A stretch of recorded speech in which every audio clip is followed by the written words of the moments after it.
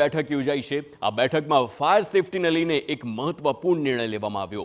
નવા ફાયરના જવાનો અને અધિકારીઓની ભરતી કરવાનો આ નિર્ણય છે। 450 થી વધુ ફાયરમેનની ભરતી કરવામાં આવશે।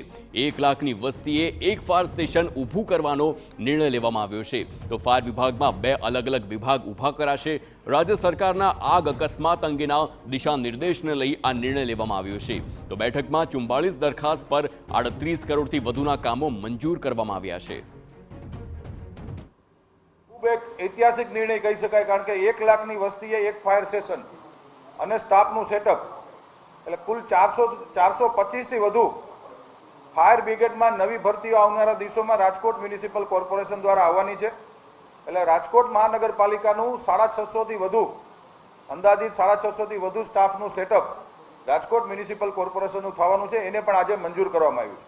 આજની કુલ બેઠકની અંદર 38 કરોડ 15 લાખ 86 હજાર જેવા માતબર વિકાસના કામો આજે અલગ અલગ વોર્ડની અંદર આજે મંજૂર કર્યા છે।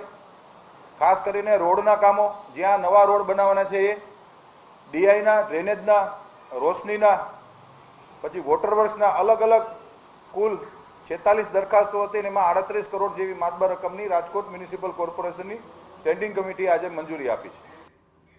સમાચાર વિરમગામથી, જ્યાં વરસાદી